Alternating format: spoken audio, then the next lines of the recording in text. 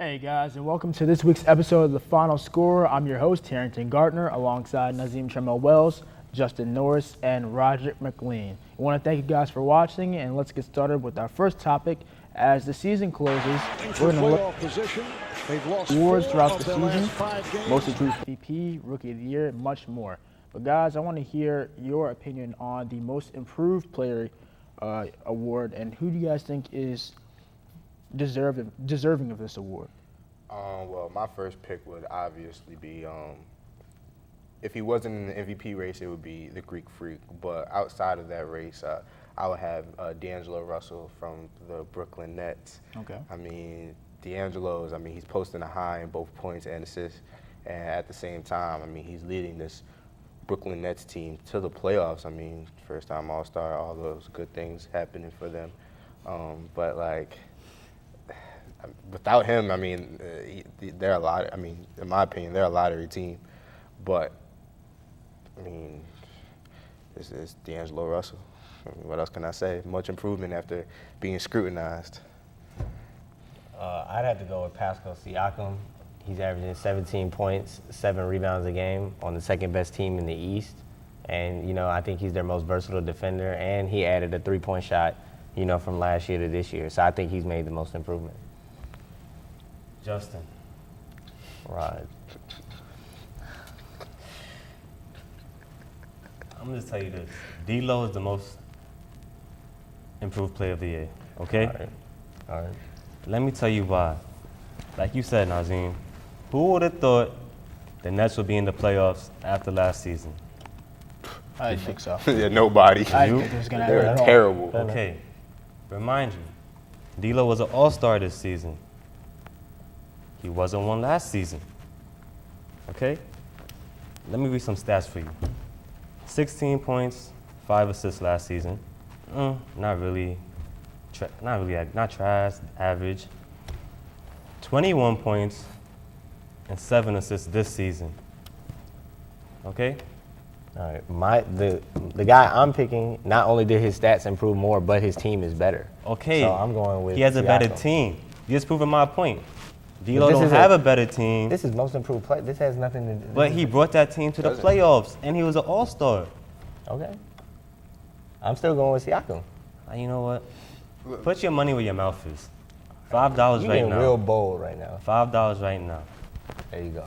It's like taking candy from a baby, man. Look, I'll be expecting that in my cash app. But I don't want no cash app. I want cash. no, but you'll be paying me, so it won't matter.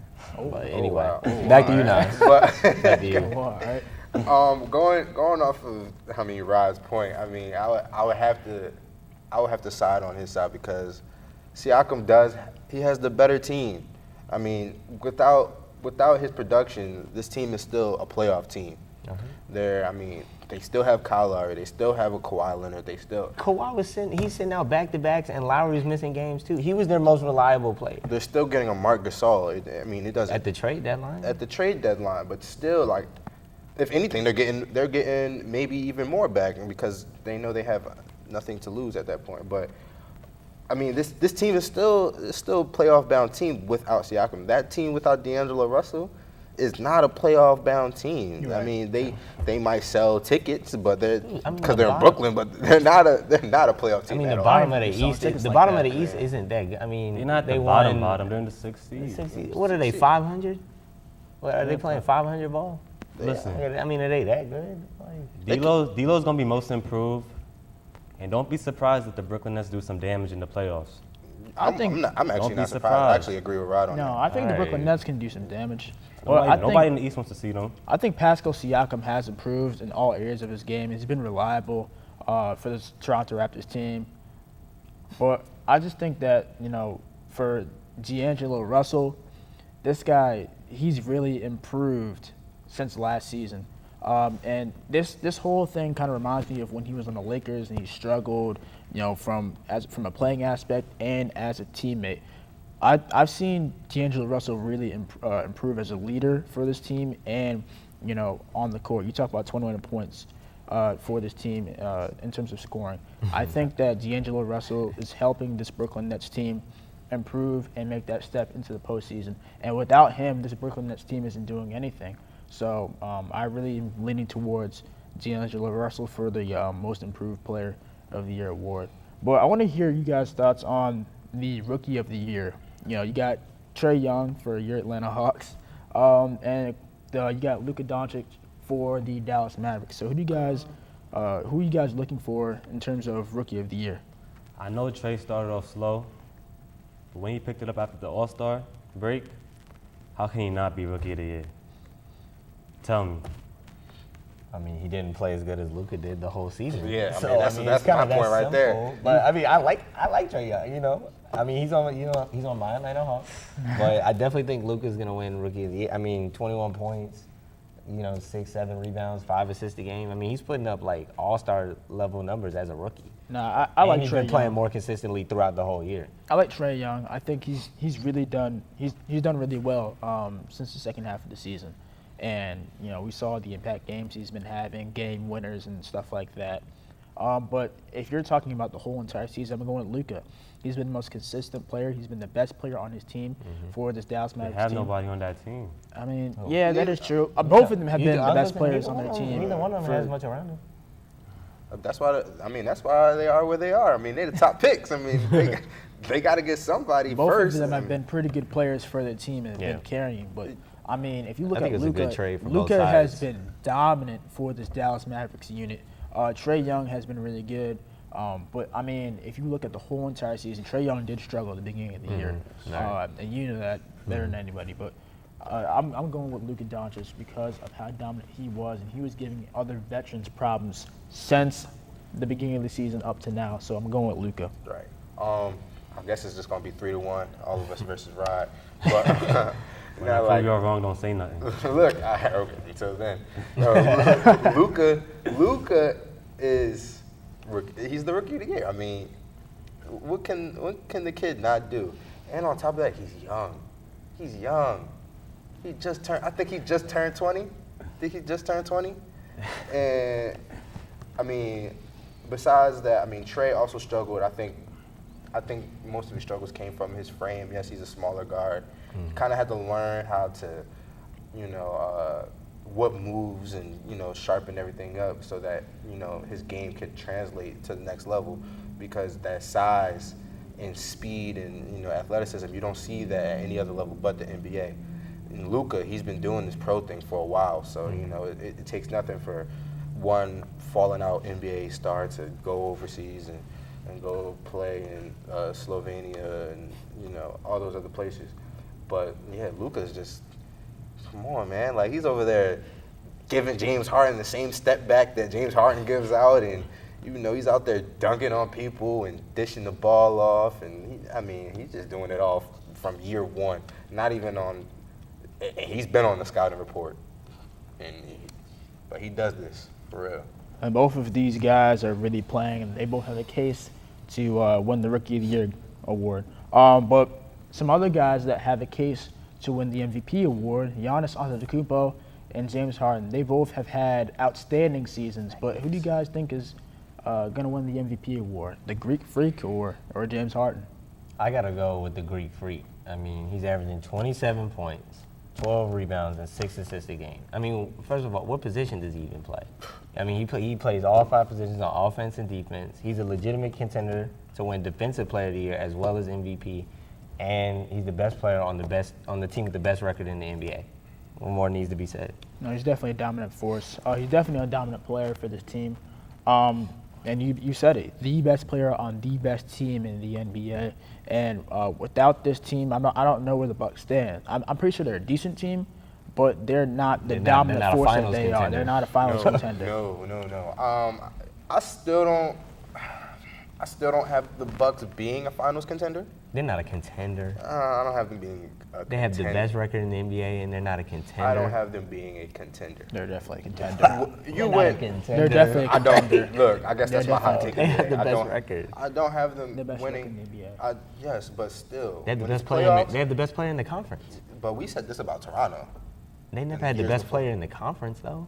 DeRozan. DeRozan- I was gonna say DeRozan was never better than LeBron. I'm not gonna go that Oh, far okay. today. That's what I see. Giannis, yes, he's probably not probably. He is the most dominant player in the league. I mean, if Shaq giving up the Superman title to you, I mean, That was tough. What else? What else can you say? This guy brings the ball up. He's 7 foot tall. He defends any and everything on the basketball court, and he can't do it all, but he can't shoot the ball yet. But once he does, it's over. It's over for the rest of the league. Like over. I mean, look, for Giannis Antetokounmpo, in terms of both teams, for James Harden and Giannis, the Milwaukee Bucks, they've got shooters all around. Malcolm Brogdon, Chris Middleton, Ersan Ilyasova, Nikola Mirotic. They've got shooters all around. So he has a good team around him. James Harden, on the other hand, he's got a good team too. And let's not sleep. The Rockets being the 3rd seed in the Western Conference, they have the ability, I think they have the ability to beat Golden State when they're healthy and when they can make their shots. And let's not ignore that James Harden has been on a scoring onslaught. He's had 50-point triple-doubles here and there, and Kobe has reached out to him and talked about how well he's been scoring on a night-to-night basis. But he has also said, can this style of play continue in the postseason? So I think that's a big thing as well. But Let me tell you guys something. I'm sorry, but you guys are just chatting right now. okay, chat. When Chris Paul got hurt this season, he missed some time. Capella also got hurt. Harden kept them from drowning, okay? Nobody else but him. So therefore, he gotta be MVP. Because right now, like you said, they're the 3rd seed. Let me tell you guys something. Last season, he had 30 points, 5 rebounds, 9 assists, and he won MVP. This season, he had 36 points, 7 rebounds, and 8 assists. What else I gotta say? But last year, the Rockets had the best record in the NBA, which is the big reason why he won They MVP. still Which is folded. what Giannis has on his side this year, is that they have the best record in the NBA. Harden was a one-man army this season. He's a one-man army every season, and he doesn't win MVP. Didn't I tell every you year. that Chris Paul got hurt and Capella got hurt at the same time? Okay, but James Harden had to do it by last- himself. Okay, last year the Bucks were the 7th seed. This year they had the best record in the NBA. The voters aren't going to recognize that. Listen, James Harden be getting triple team now, and he still had 36 points. Giannis has shooters all around him. He doesn't get. Okay, we're not- all right, we're to not be doubling fair- and to be triple teaming fair- Giannis now. To be No, fair, to Giannis both is definitely sides. You don't understand what I'm saying. Capella got hurt, Chris Paul got hurt, James was being triple team. He still had 36 points, 7 rebounds, and 8 assists. Giannis, yes, he is MVP, playing like MVP, I'm about to say, even you know it in your heart. but he also has shooters around him, so he has space. He can space the floor. The Rockets don't have shooters now.